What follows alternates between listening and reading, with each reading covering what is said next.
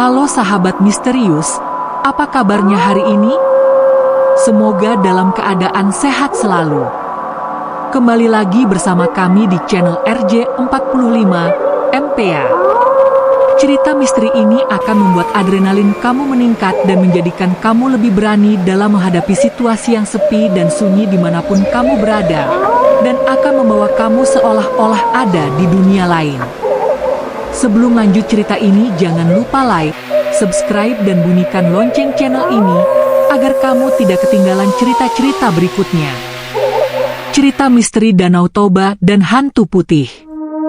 Danau Toba, sebuah danau vulkanik raksasa di Sumatera Utara yang menyimpan legenda dan mitos turun-temurun. Airnya biru, indah memukau, tetapi di balik ketenangan itu, tersimpan kengerian. Konon, di malam-malam tertentu, terutama ketika bulan purnama memantulkan cahayanya ke permukaan danau, muncul sosok wanita berpakaian putih, hantu misterius yang diyakini sebagai penunggu Danau Toba. Inilah kisah mereka yang berani memusik rahasia kelam itu. Kedatangan ke Danau Toba. Perjalanan dari Medan menuju Parapat memakan waktu hampir 5 jam. Jalanan berliku, naik turun, dengan jurang di sisi kanan dan tebing di kiri, membuat rombongan mahasiswa itu tak henti-hentinya menahan napas setiap kali mobil travel mereka melewati tikungan tajam. Kalau jatuh, langsung nyemplung ke Danau Toba kali ya, canda Arman sambil tertawa kecil, tapi tawanya justru membuat suasana semakin mencekam. Jangan ngomong gitu, men. Ini jalannya serem, sahut Sarah yang duduk di sampingnya. Ia menggenggam erat tas kecil di pangkuannya, wajahnya pucat. Namun rasa takut itu lenyap ketika mobil menuruni turunan terakhir, dan hamparan Danau Toba terbentang luas di depan mata. Airnya biru gelap, memantulkan cahaya jingga matahari sore yang hendak terbenam. Dari kejauhan, Pulau Samosir tampak seperti bayangan raksasa yang terdiam di tengah danau. Ya Tuhan, indah banget, bisik Rina, matanya berbinar. Ia menempelkan kening ke kaca jendela, tak mampu menahan kekaguman. Namun, di balik keindahan itu, ada sesuatu yang aneh. Air danau terlihat begitu tenang, terlalu tenang. Tak ada angin, tak ada gelombang. Seolah-olah seluruh permukaan air sedang mengawasi mereka. Mereka tiba di sebuah homestay kayu sederhana milik Pak Sihombing, seorang pria paruh baya berwajah keras dengan mata sayu. Bangunan itu berdiri persis di bibir danau, hanya dipisahkan sebidang halaman kecil dan pagar bambu tipis. Selamat datang, nak. Silakan istirahat. Kamar sudah kusiapkan. Tapi ingat, suara berat Pak Sihombing terhenti sebentar, lalu matanya menyapu mereka satu persatu. Malam-malam jangan keluyuran ke tepi danau. Airnya berbahaya. Banyak yang sudah hilang. Yudi yang sedang sibuk memotret pemandangan terkekeh, mencoba mencairkan suasana.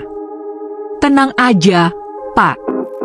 Kami kan cuma penelitian, bukan mancing. Pak Sihombing hanya menatapnya, tidak tertawa sama sekali. Saya serius. Malam pertama berjalan tenang. Mereka makan malam bersama, ikan mas arsik pedas yang dimasak istri Pak Sihombing. Setelahnya, satu persatu masuk kamar. Rina kebetulan mendapat kamar paling ujung, dengan jendela besar menghadap langsung ke danau. Awalnya ia merasa beruntung. Ia bisa melihat kilau bulan di permukaan air yang tenang, seperti cermin raksasa. Tapi seiring waktu larut, udara terasa semakin dingin, menusuk tulang. Jam menunjukkan pukul 00.15. Rina belum bisa tidur. Ia menulis catatan kecil tentang kegiatan esok hari. Namun tiba-tiba, terdengar suara samar dari luar jendela. Hiks, hiks, hiks. Tangisan. Tangisan seorang perempuan. Rina berhenti menulis. Dadanya berdegup kencang. Ia menajamkan pendengaran. Suara itu jelas. Seperti seseorang yang sedang duduk di tepi air, menangis terseduh-seduh. Ia berdiri perlahan, menghampiri jendela, dan membuka tirainya sedikit. Di luar, bulan pucat menggantung di langit, cahayanya menimpa permukaan air. Kabut tipis mulai naik dari danau, menyelimuti halaman kecil di depan homestay. Tapi, tak ada siapapun di sana. Tangisan itu tetap terdengar. Semakin lama, semakin dekat. Hiks, hiks, hiks. Ya Tuhan, bisik Rina, menelan ludah. Tiba-tiba, bayangan putih melintas cepat di balik kabut. Rambut panjang tergerai, kain putih tipis berkibar, tapi wajahnya tidak terlihat. Rina terlonjak mundur, hampir terjatuh. "Rina, kamu kenapa?" Suara Sarah dari kamar sebelah membuatnya tersentak. Dengan tergesa ia menutup tirai. Aku cuma dengar suara orang di luar." Sarah keluar dari kamarnya, menguap lebar. "Jangan mikir yang aneh-aneh deh. Besok pagi kita harus bangun cepat." Rina mengangguk, mencoba tersenyum, meski tubuhnya masih gemetar. Ketika ia kembali berbaring, suasana mendadak sunyi. Tangisan itu hilang. Hanya suara jangkrik dan desir angin yang tersisa. Namun, tepat sebelum matanya terpejam, suara ketukan pelan terdengar dari kaca jendela. Tok, tok, tok. Rina menahan napas, tubuhnya kaku. Ia tidak berani menoleh. Tapi dari sudut matanya, ia melihat sesuatu bergerak di balik tirai.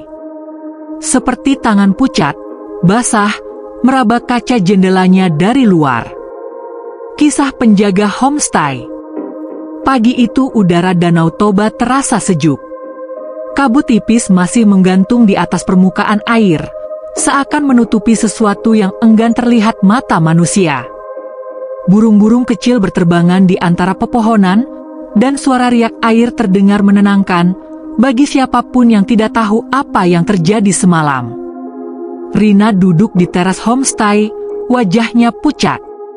Ia tidak tidur semalaman. Ingatannya masih jelas tentang ketukan di jendela dan bayangan tangan pucat yang menempel di kaca. "Kenapa wajahmu kayak orang habis ketemu setan?" goda Arman sambil meneguk kopi.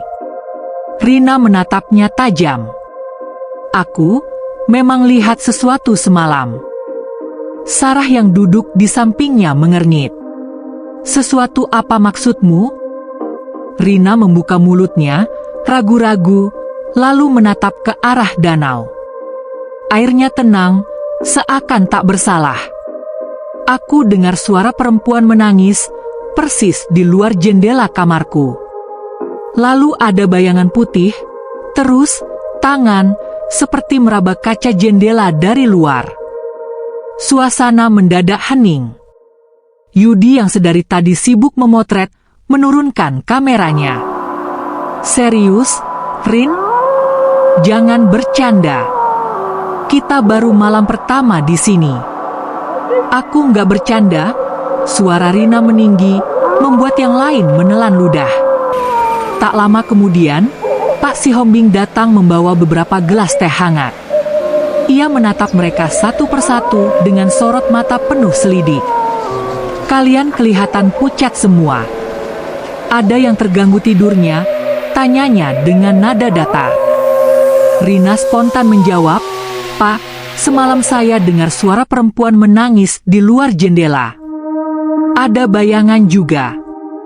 "Saya nggak salah dengar, Pak." Mendengar itu, wajah Pak Sihombing berubah serius. Ia duduk, meletakkan nampan kayu di atas meja, lalu menarik napas panjang. "Kalian anak-anak kota, pasti belum tahu cerita di sini." "Cerita apa, Pak?" tanya Dimas, yang biasanya santai, kini ikut tegang.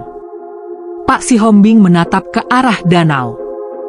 Airnya memantulkan cahaya matahari pagi, tampak damai, tapi mata tua itu seolah menembus jauh ke dasar danau. Danau Toba bukan hanya air dan pulau. Ada penunggu di dalamnya.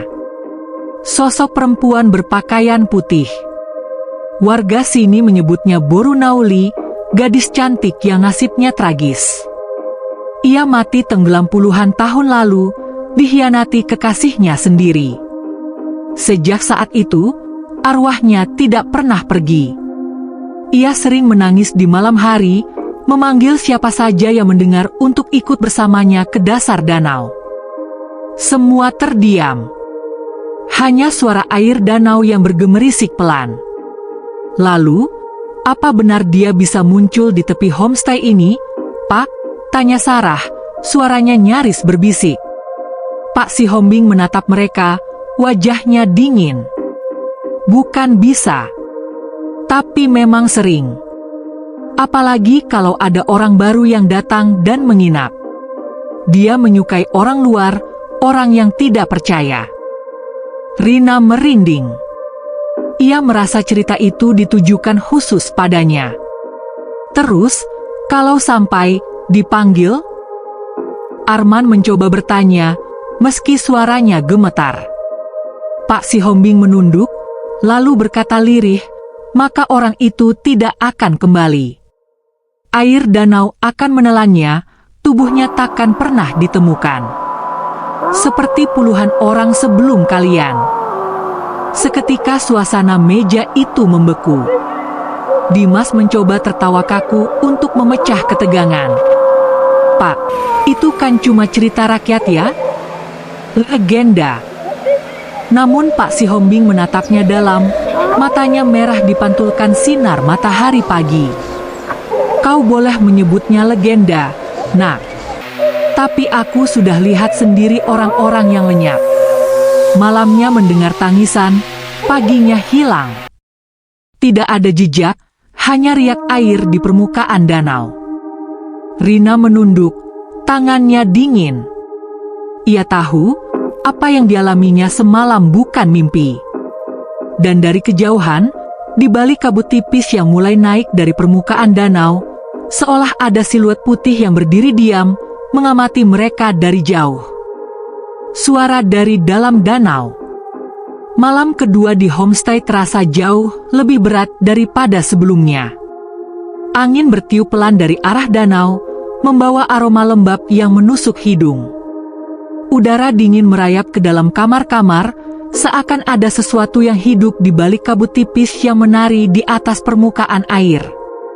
Rina duduk di ranjangnya, mencoba menenangkan diri dengan membaca buku catatan.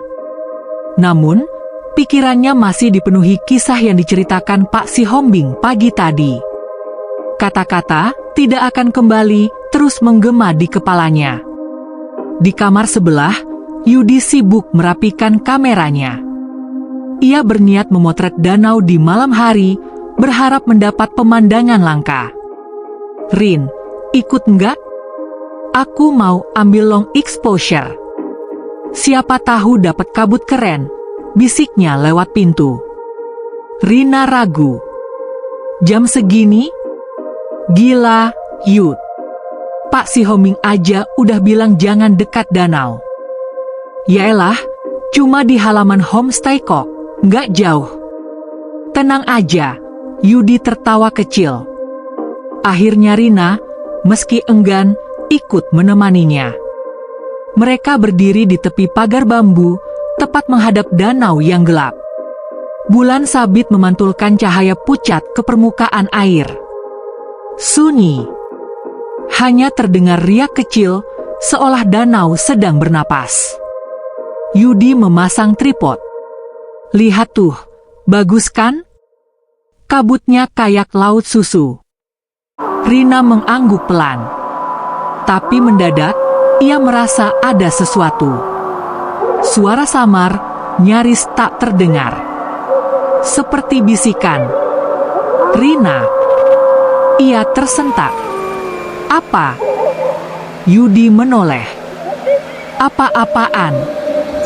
Barusan, kamu manggil aku?" Enggak. Aku sibuk motret. Jantung Rina berdetak kencang. Ia menatap ke arah danau. Suara itu terdengar lagi. Lebih jelas. Rina A. Kali ini suara itu datang langsung dari permukaan air. Suara perempuan, lembut tapi menyayat, seperti berasal dari dasar danau yang dalam. Rina mundur setapak. Yudi, kamu dengar nggak? Yudi menatapnya heran. Aku cuma dengar angin. Rin, jangan bikin aku merindinglah. Namun mata Rina membelalak.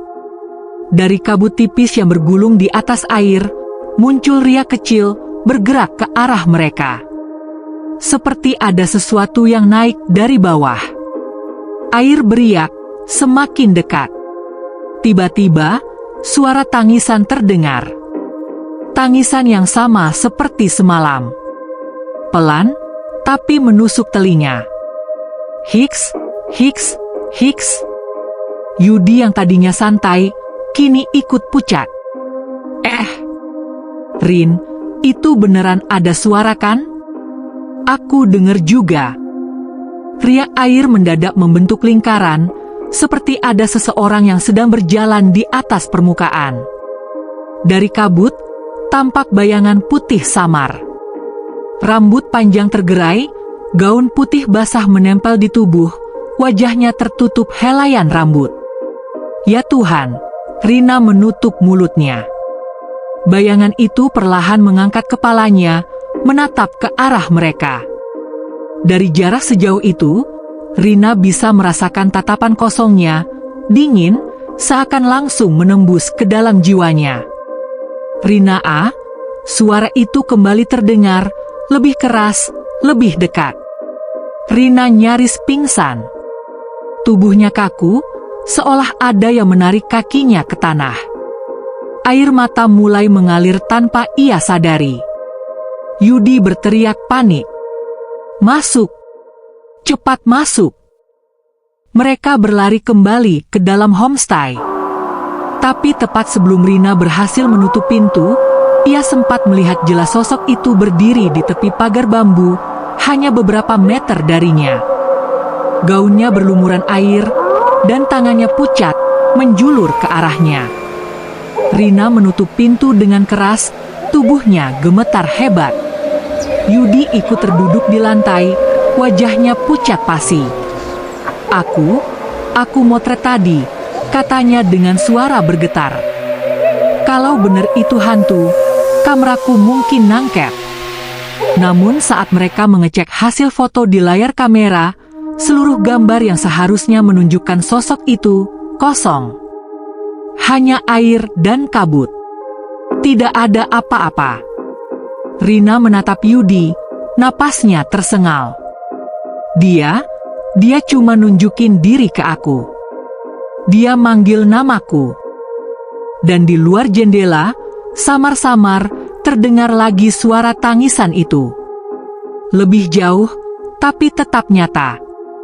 Hiks, hiks, hiks. Bayangan putih di antara kabut. Pagi itu, homestay terasa sunyi. Tidak ada canda tawa seperti biasanya. Semua wajah terlihat pucat, terutama Rina dan Yudi yang semalam menyaksikan sesuatu yang sulit dijelaskan. Dimas, sebagai ketua kelompok, mencoba menenangkan. Kita di sini bukan buat cari masalah. Kita cuma penelitian. Jangan terlalu dipikirin, ya. Mungkin itu cuma kabut atau bayangan. Bayangan apaan? Suara Rina meninggi, matanya memerah. Aku jelas dengar suara dia manggil namaku.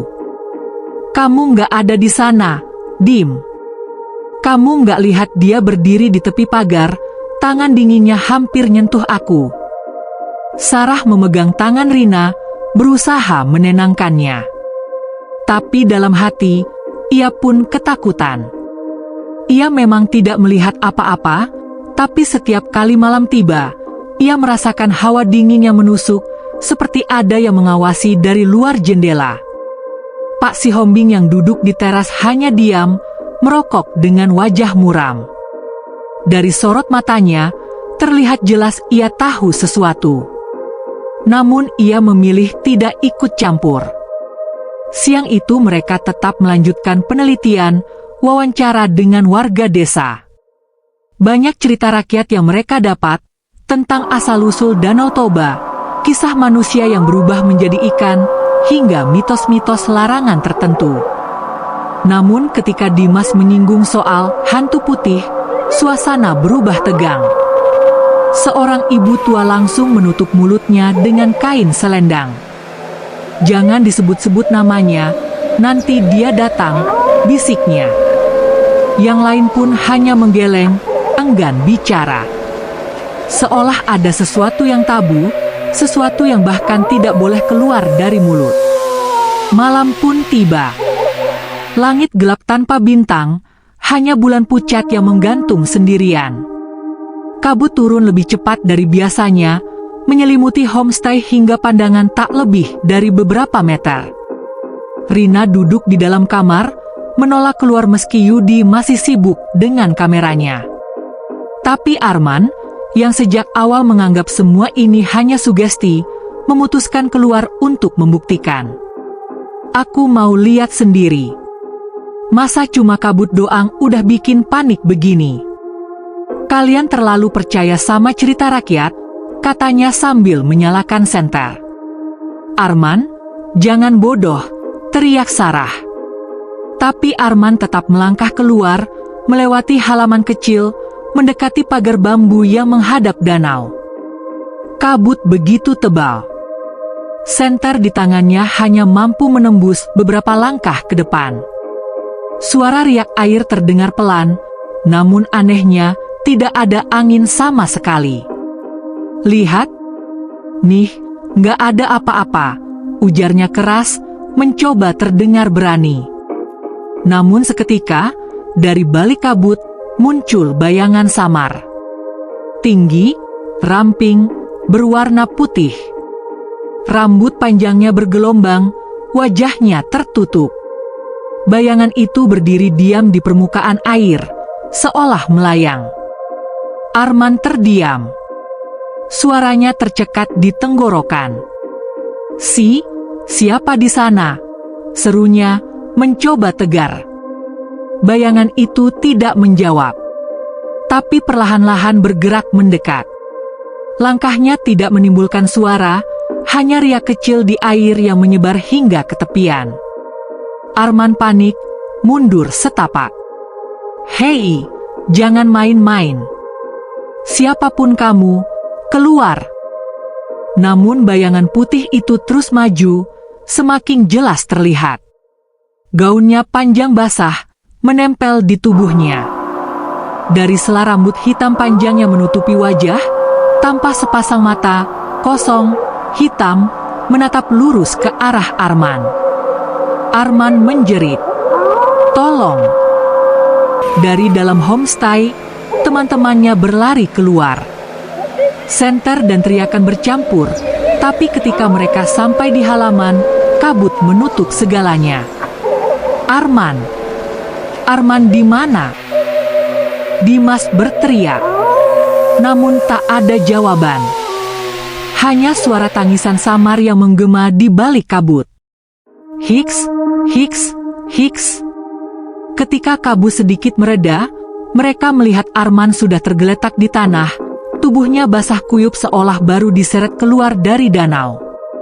Wajahnya pucat, bibir membiru, dan di lengannya ada bekas tangan, pucat, berair, seakan ada seseorang yang baru saja menggenggamnya dengan erat. Malam itu, tidak ada yang tidur. Mereka hanya bisa berkumpul di ruang tengah, tubuh berdekatan, mata tak lepas dari jendela. Dan di luar, di antara kabut, sesekali tampak bayangan putih itu melintas. Tidak mendekat, tidak menjauh. Hanya berdiri diam, seakan sedang menunggu. Mimpi buruk. Malam itu menjadi malam paling panjang bagi mereka. Setelah insiden Arman, Tidak seorang pun berani kembali ke kamar masing-masing. Mereka berkumpul di ruang tengah homestay, menyalakan lampu terang, seakan cahaya bisa melindungi mereka dari sesuatu yang terus mengintai di balik kabut. Arman berbaring dengan tubuh ditutupi selimut tebal. Meski sudah diberi pakaian kering, tubuhnya tetap dingin seperti es. Bibirnya biru, dan sesekali ia mengigau, menggumam kata-kata tak jelas. Jangan tarik aku, lepaskan, katanya lirih sambil menggeliat gelisah. Rina yang duduk di sampingnya merinding mendengar itu. Dia benar-benar melihat sesuatu tadi, bisiknya. Pak Si Hombing yang sejak tadi diam, akhirnya bicara.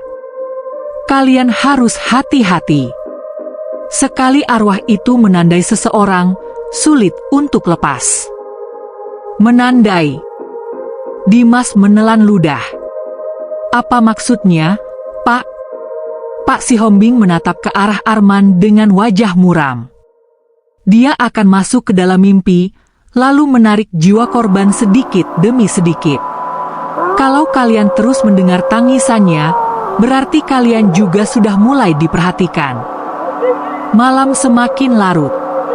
Satu persatu dari mereka mulai tertidur di ruang tengah karena lelah, meski rasa takut masih menguasai. Dan mimpi buruk pun dimulai. Rina terjebak dalam kegelapan. Ia berdiri di tepi danau yang sunyi, bulan penuh menggantung di langit. Air tenang, tapi perlahan menelan kakinya. Ia berusaha bergerak, namun tubuhnya seolah kaku. Dari kejauhan, terdengar suara tangisan perempuan. Hiks, hiks, hiks. Kemudian sosok itu muncul. Seorang perempuan berpakaian putih basah, rambut panjang menutupi wajah. Ia berjalan di atas air menuju Rina, suaranya memanggil lirih. Rina, ikut aku. Rina berteriak, tapi tak ada suara keluar dari mulutnya. Tubuhnya semakin tenggelam. Air dingin naik ke pinggang, ke dada, lalu ke lehernya. Saat air hampir menutup wajahnya, tangan pucat itu meraih lengannya dengan kuat. Yudi bermimpi sedang memotret danau di malam hari. Ia melihat bayangan putih di lensa kameranya. Tapi setiap kali ia menekan tombol, wajah hantu itu semakin dekat di hasil foto. Hingga akhirnya, di bidikan terakhir, sosok itu berada tepat di belakangnya. Nafas dingin terasa di tengkuknya, dan suara lirih berbisik. Kamu lihat aku, sekarang kamu tidak bisa pergi. Sarah melihat dirinya berada di dalam homestay, tapi jendelanya terbuka lebar. Kabut masuk memenuhi ruangan. Dari kabut itu, muncul tangan-tangan pucat yang meraba lantai, dinding, hingga kakinya. Ia berteriak, berlari ke arah pintu, tapi pintu itu terkunci. Saat ia menoleh, sosok bergaun putih sudah berdiri di hadapannya, wajahnya pucat penuh luka, mulutnya sobek lebar hingga ke telinga. Semua terbangun bersamaan dengan teriakan. Rina menjerit, Yudi menjatuhkan kameranya, Sarah menangis ketakutan. Nafas mereka tersengal, tubuh basah oleh keringat dingin. Ini bukan mimpi biasa, gumam Rina, air matanya mengalir. Dia masuk ke dalam tidur kita. Arman tiba-tiba bangun, matanya melotot, napas terengah. Ia menggenggam lengan Rina erat-erat. Dia ada di bawah sana, di dalam air, dia nunggu kita. Tubuh Arman kembali kejang, lalu jatuh pingsan. Bekas tangan basah kembali terlihat di lengannya, lebih jelas dari sebelumnya. Semua terdiam. Di luar jendela, suara tangisan samar terdengar lagi, lebih jelas, lebih dekat. Hiks, hiks, hiks. Dan di kaca jendela ruang tengah, samar-samar terlihat siluet perempuan berpakaian putih, berdiri diam, menatap ke arah mereka. Ritual panggilan. Malam itu suasana homestay semakin menekan. Semua wajah pucat, mata mereka merah karena tidak bisa tidur. Seakan udara di dalam rumah pun kini ikut berbau lembab, seperti lumpur danau yang terperangkap di bawah lantai kayu. Arman masih terbaring lemah, sesekali mengigau dengan kata-kata aneh. Dia ada di bawah, jangan lihat matanya, jangan dengar tangisnya. Rina duduk di sudut ruangan, memeluk lutut, tubuhnya gemetar. Tangisan samar dari luar jendela tak pernah benar-benar hilang sejak mereka terbangun dari mimpi buruk. Kadang suara itu terdengar jauh, kadang terasa persis di dekat telinga. Pak Sihombing akhirnya angkat bicara. Dengan wajah muram ia berkata, "Kalau kalian ingin tahu siapa sebenarnya arwah itu, ada cara memanggilnya." Memanggilnya? Dimas menatap dengan mata melebar. "Pak, gila apa? Kita justru mau pergi dari sini, bukan memanggil dia." Namun Yudi yang sejak awal penuh rasa ingin tahu, justru maju. "Bagaimana caranya, Pak?" Pak Sihombing menatapnya lama, seperti ingin menilai apakah pertanyaan itu sungguh serius.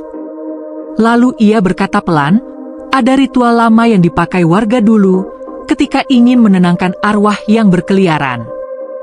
Hanya dengan bunga putih, segenggam beras, dan dupa. Letakkan di tepi danau, lalu panggil namanya." "Namanya siapa?" Sarah bertanya dengan suara gemetar. Pak Sihombing menunduk. "Namanya tak boleh disebut sembarangan. Tapi orang-orang tua dulu menyebutnya Boru Nauli. Kalau kau panggil, dia akan datang. Tapi ingat, sekali kau melihat wajahnya, jangan menatap terlalu lama. Itu bisa mengikatmu." Rina menutup telinganya. Jangan lakukan itu. Aku sudah cukup dihantui dalam mimpi. Jangan panggil dia ke sini." Namun rasa penasaran Yudi lebih besar daripada rasa takut. Malam itu, saat semua akhirnya tertidur kelelahan, ia diam-diam keluar kamar dengan membawa bunga melati yang ia beli dari desa, segenggam beras, dan dupa kecil yang ia temukan di dapur Pak Sihombing. Tepat pukul 12 malam, kabut turun menebal. Yudi berjalan ke tepi pagar bambu, lalu meletakkan persembahan itu. Tangannya gemetar, tapi pikirannya dipenuhi dorongan ingin membuktikan sesuatu. Ia menyalakan dupa, lalu berbisik, "Boru Nauli, kalau kau ada, tunjukkan dirimu." Angin mendadak berhenti. Permukaan danau yang tadinya beriak pelan kini benar-benar diam, seolah membeku. Dari tengah kabut terdengar suara lirih, tangisan. "Hiks, hiks, hiks." Tangisan itu semakin lama semakin dekat. Ria kecil muncul di permukaan air, bergerak perlahan menuju tepi. Yudi menelan ludah, tubuhnya kaku. Lalu, dari balik kabut, muncul sosok perempuan berpakaian putih. Rambut panjangnya basah menutupi wajah. Tubuhnya kurus, gaunnya compang-camping, meneteskan air setiap kali ia melangkah. Yudi mundur setapak, tapi matanya terpaku.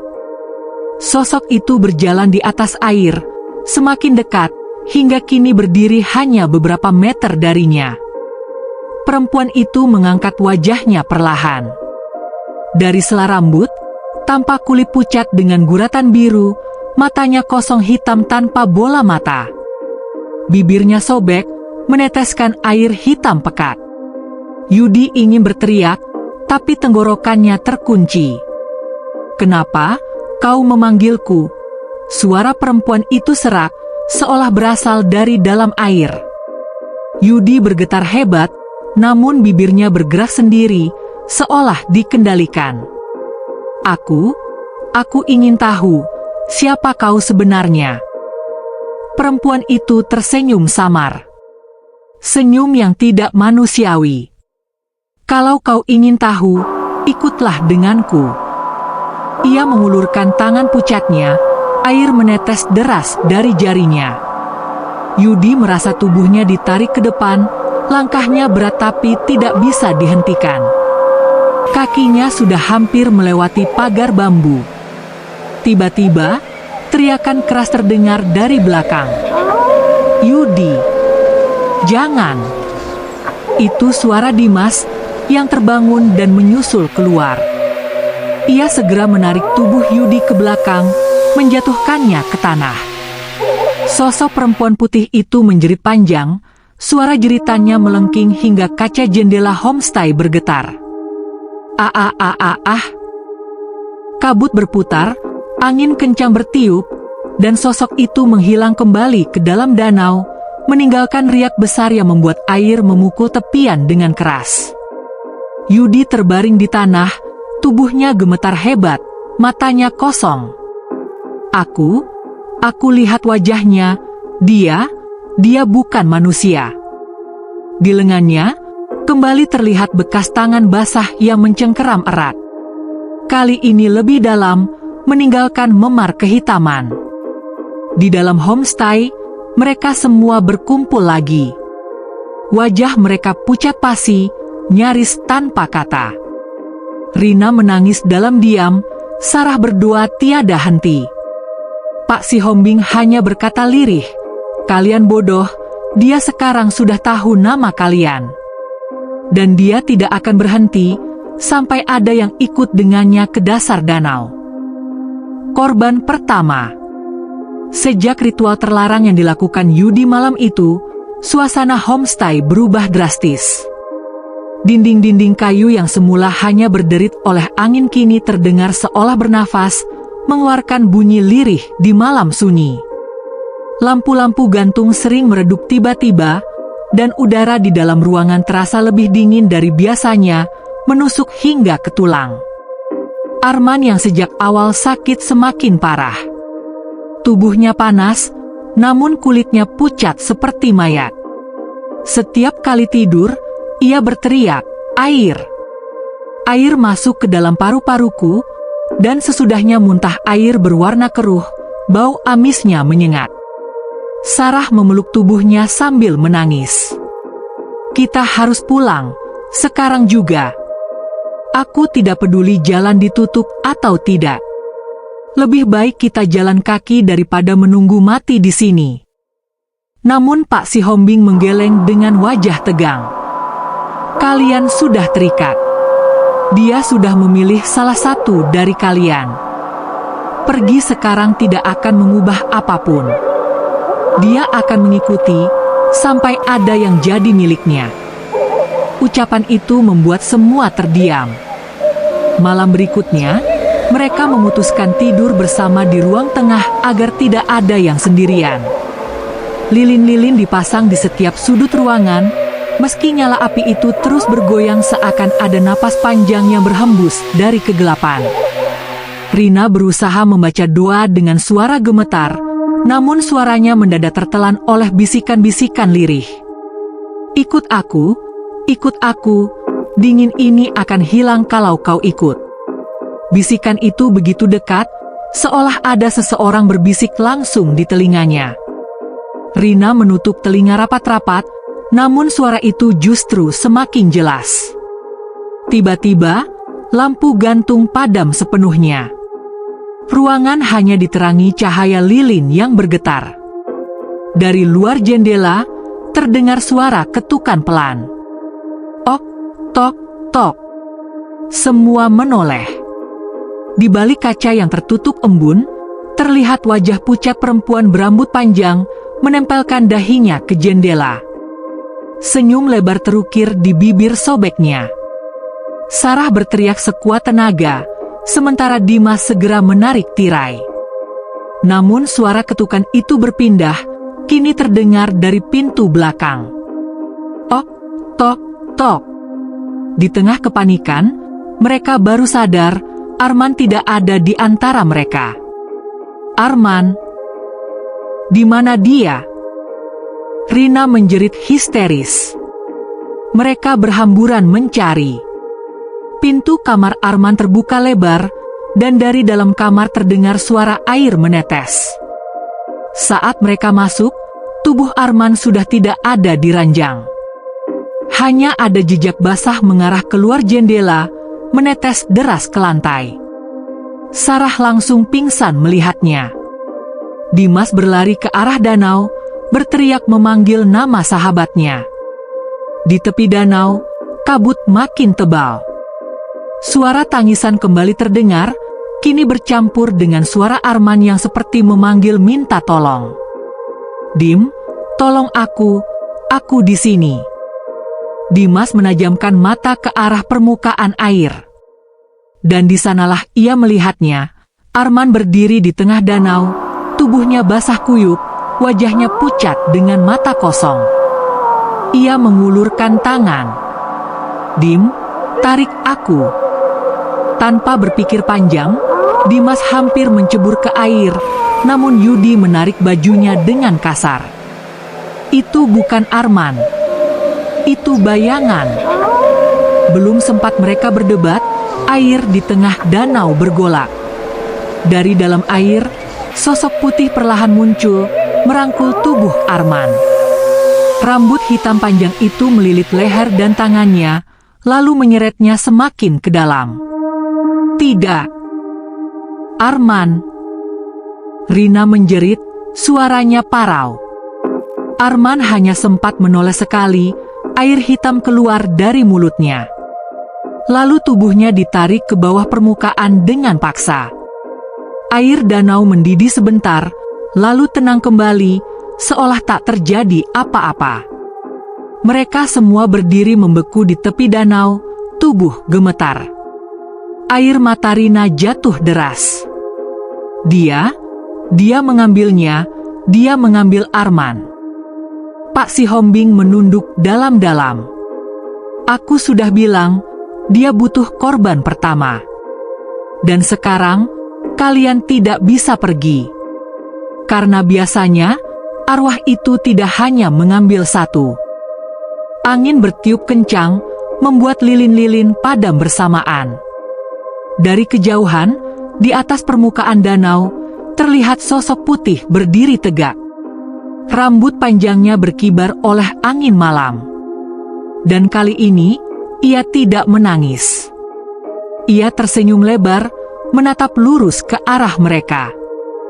Teror malam panjang. Sejak Arman ditelan danau malam itu, suasana kelompok semakin porak-poranda. Sarah tak henti-hentinya menangis, Rina kehilangan suara karena terlalu banyak berteriak, sementara Dimas berjalan mondar-mandir seperti orang gila, memaki dirinya sendiri karena hampir ikut tercebur. Pak Sihombing duduk bersila di lantai homestay, wajahnya pucat pasi. "Aku sudah bilang dari awal. Sekali ritual itu dibuka, yang kau panggil tidak bisa lagi diusir dengan doa biasa. Dia sudah menandai kalian." Yudi, yang selama ini sok berani, kini wajahnya ketakutan. "Tapi kenapa Arman duluan? Harusnya aku. Aku yang buka ritual itu. Kenapa dia ambil Arman?" Pak Sihombing menatapnya dengan sorot tajam. Dia tidak memilih berdasarkan salah atau benar. Dia memilih berdasarkan siapa yang paling lemah. Dan sekarang, ia menoleh ke seluruh ruangan. "Kalian semua adalah mangsa berikutnya." Malam itu, mereka memutuskan berjaga bersama. Semua pintu dan jendela dikunci rapat. Lilin-lilin dipasang lagi, namun cahaya api tampak goyah, seakan ada sesuatu yang berusaha meniupnya dari arah gelap. Di luar, suara air danau terdengar aneh.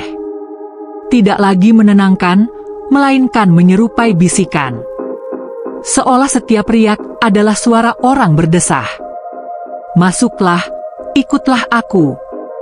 Sarah menutup telinganya, namun suara itu justru terdengar di dalam kepalanya.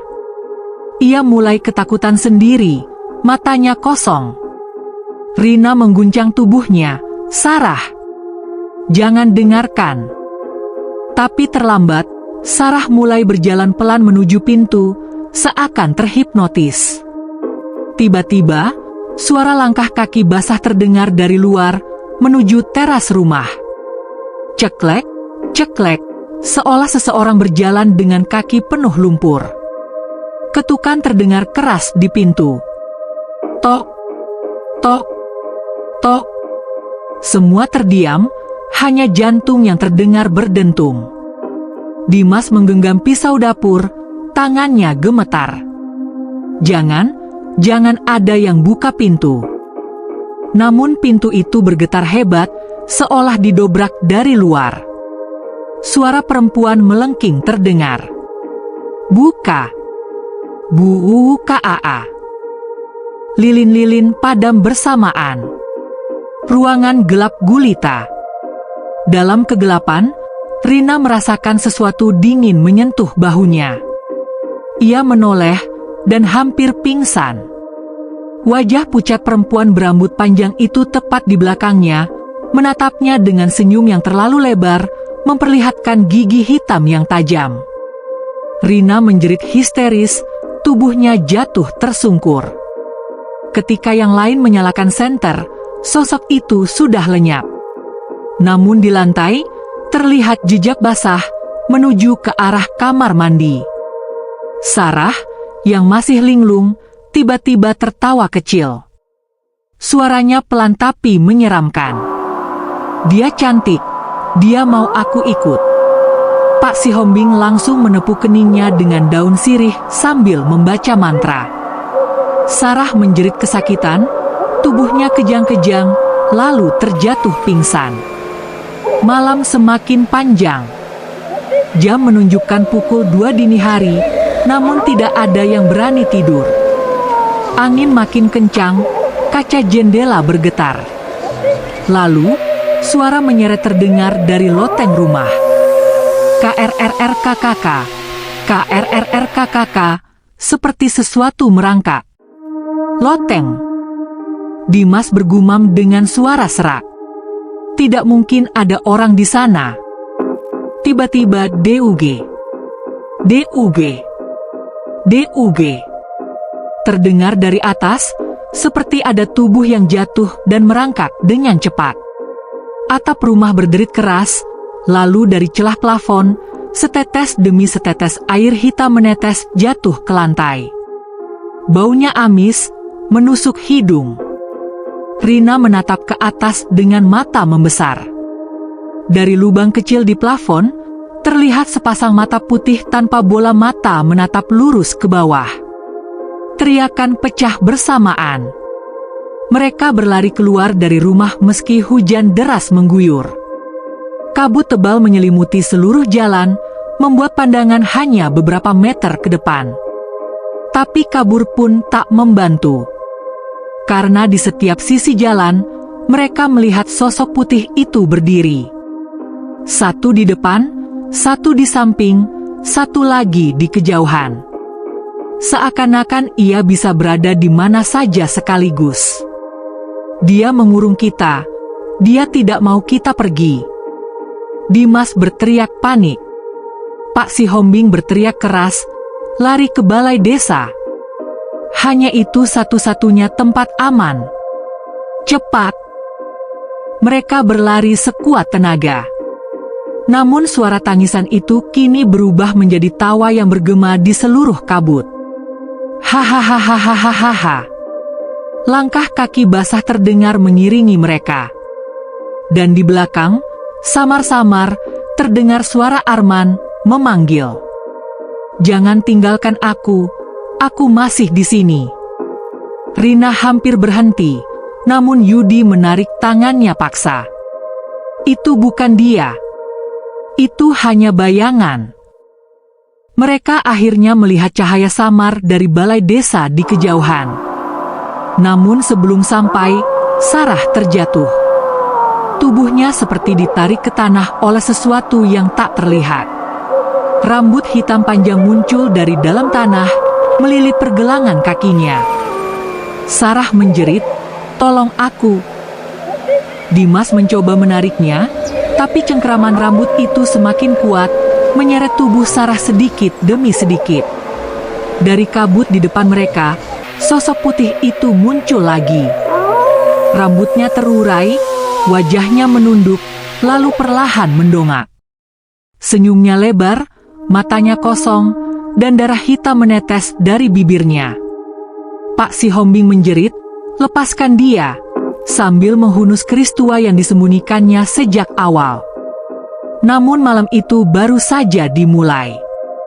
Dan semua sadar, satu korban saja tidak akan cukup. Rahasia Balai Desa. Hujan deras mengguyur Danau Toba malam itu, sementara kabut tebal menelan jalanan di sekitar homestay. Mereka yang selamat, Rina, Dimas, dan Yudi, berlari sekuat tenaga menuju balai desa yang bercahaya samar. Suara tangisan dan tawa perempuan berpakaian putih terus mengikuti mereka, terdengar dari semua arah, seakan kabut itu sendiri menjadi mulutnya. Sesampainya di balai desa, mereka masuk dengan napas terengah-engah. Balai itu tua, dinding kayu berlumut, lantai berderit. Lampu minyak yang tergantung di langit-langit bergetar, seakan terseret gelombang ketakutan yang mereka bawa masuk. Pak Si Hombing berdiri di sudut, menatap mereka dengan wajah muram. "Kalian hampir sampai, tapi ini belum selesai. Rahasia yang ingin kalian ketahui akan membuat kalian menyesal." Rina menatapnya dengan mata berkaca-kaca. "Pak, Arman, Sarah, mereka masih di luar, tolong, jangan biarkan mereka."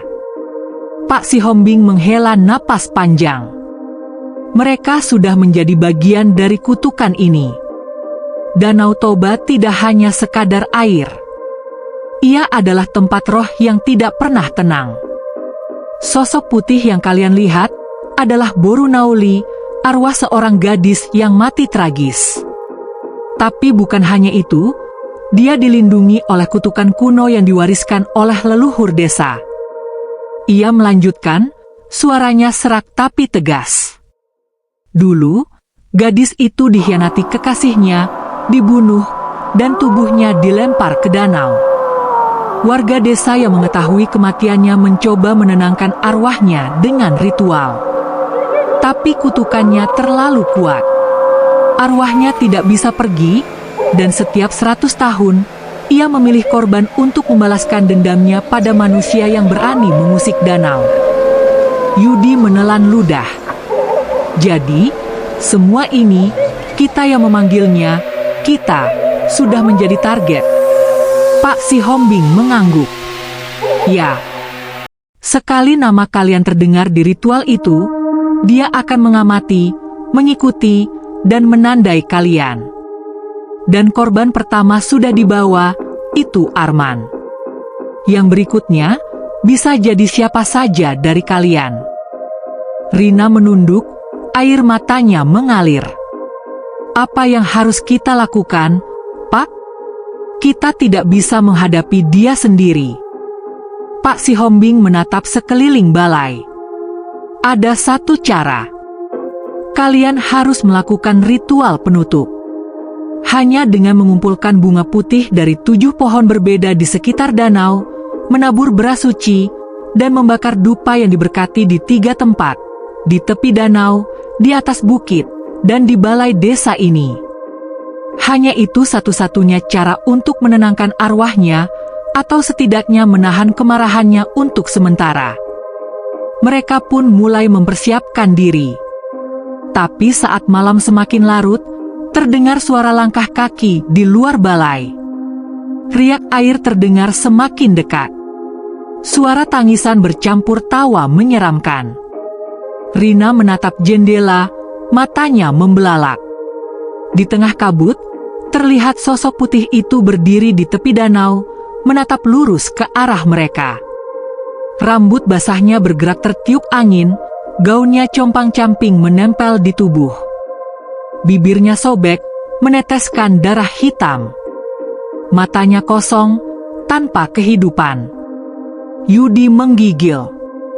Dia tahu kita di sini." Pak Sihombing menepuk tangan. Kalian harus fokus. Jangan lihat dia terlalu lama. Kalau dia berhasil menatap mata kalian, kalian akan terikat dan mayat kalian akan mengikuti korban pertama. Rina menunduk, menutup wajahnya dengan tangan. Dimas memegang pisau, gemetar, meski tahu itu tidak akan cukup melawan roh itu. Dan di luar balai, kabut bergerak perlahan, menyelimuti air dan daratan. Suara tangisan berubah menjadi satu teriakan panjang. Kalian akan ikut aku, semuanya. Mereka sadar, malam itu akan menjadi ujian terakhir sebelum ritual penutup bisa dilakukan. Satu kesalahan saja, berarti mereka juga bisa hilang seperti Arman dan Sarah. Ritual terakhir dan pengakhiran. Kabut malam menutupi Danau Toba seperti tirai hitam pekat. Rina, Dimas, dan Yudi berdiri di dalam balai desa, gemetar, dengan bunga putih di tangan, berasuci di mangkuk, dan dupa yang menyala. Lilin-lilin menambah cahaya redup, namun suasana tetap menekan. Pak Sihombing berdiri di depan mereka, wajahnya serius. Ini satu-satunya kesempatan kalian. Kalau ritual ini gagal, kalian akan mengikuti Arman dan Sarah ke dalam danau selamanya. Mereka menelan ludah. Suara tangisan perempuan berpakaian putih terdengar semakin dekat. Suara itu bercampur dengan tawa, membuat darah mereka mendidih ketakutan. Hiks, hiks, hiks, hahaha. Langkah pertama, menabur beras suci di 3 titik, tepi danau, atas bukit, dan balai desa. Rina memegang mangkuk bergetar, menaburkan butir demi butir sambil menunduk. Yudi dan Dimas mengikuti, napas mereka memburu. Tiba-tiba, bayangan putih muncul di tepi danau. Sosok perempuan itu melayang di atas air, rambut panjangnya tergerai, wajahnya menunduk. Ketika ia menatap mereka, matanya kosong, bibir sobek, dan air hitam menetes dari mulutnya. Jangan lihat dia, jangan menatap matanya, teriak Pak Sihombing. Mereka semua menunduk, menahan napas. Tapi suara tangisan berubah menjadi teriakan panjang, mengguncang tanah dan kayu balai desa. Aku akan mengambil kalian. Langkah kedua, menyalakan dupa di atas bukit. Mereka harus berjalan melewati kabut yang kental. Suara langkah kaki basah mengikuti di belakang, tapi tidak terlihat siapa yang mengejar. Rina hampir jatuh beberapa kali karena tanah licin, dan setiap kali menoleh, kabut tampak bergerak seakan hidup. Yudi gemetar saat menyalakan dupa pertama. Seperti ada tangan tak terlihat yang mencoba memadamkannya. Tiba-tiba, sosok putih itu muncul di depan mereka, melayang beberapa sentimeter di atas tanah. Senyumnya lebih lebar, matanya menatap langsung ke Rina. Rina menjerit, hampir pingsan, tapi Dimas menariknya ke belakang. Dengan napas terengah, mereka berhasil menyalakan dupa kedua dan ketiga. Saat dupa menyala di semua titik, aroma harum namun dingin menyebar. Kabut mulai berputar, dan suara tangisan perlahan memudar, digantikan oleh desisan yang dingin. Langkah terakhir, mereka kembali ke balai desa untuk menutup ritual. Pak Sihombing membacakan mantra kuno sambil menabur bunga putih di lantai, menandai lingkaran penutup. Kalian harus tetap berada di dalam lingkaran, jangan bergerak. Kalau keluar, kalian akan ditarik ke dalam danau. Mata Rina terpaku pada sosok putih yang muncul di luar jendela. Kali ini ia tampak marah, tubuhnya menggeliat, rambutnya menutupi wajah, lalu mengangkat tangan seperti ingin meraih mereka. Lilin-lilin bergetar hebat, dan suara jeritan berubah menjadi raungan panjang. Jangan pernah menggangguku. Rina hampir pingsan. Yudi menggenggam tangannya, berusaha menenangkan. Pak Sihombing terus mengulang mantra, dan perlahan, sosok putih itu mulai menyusut, terhisap oleh kabut dan air yang berputar di tepi danau. Suara tangisan berubah menjadi desisan terakhir. Aku akan kembali. Dan kemudian, semuanya hening. Kabut tersingkap sedikit, air danau tenang kembali. Balai desa sunyi, hanya terdengar napas mereka yang terengah-engah. Matahari pagi menembus kabut tipis. Arman dan Sarah tidak pernah kembali. Namun Rina, Dimas, dan Yudi selamat. Mereka berdiri di tepi balai desa, tubuh gemetar, wajah pucat, namun lega karena masih hidup.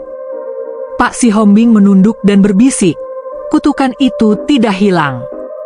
Tapi untuk sementara, mereka akan aman. Selama kalian hidup, jangan pernah memusik Danau Toba lagi. Dan jangan pernah menyebut nama Boru Nauli. Rina menatap air tenang di danau, hatinya dipenuhi rasa takut dan trauma.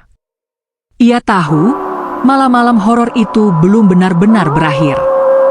Sosok putih itu bisa kembali kapan saja, dan dendamnya tidak pernah padam. Mereka berjalan perlahan menjauhi balai desa, meninggalkan Danau Toba dengan rasa takut yang membekas selamanya.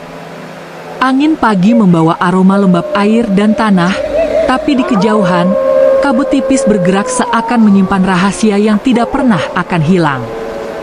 Dan di dasar danau, sesuatu bergerak perlahan, menunggu kesempatan berikutnya.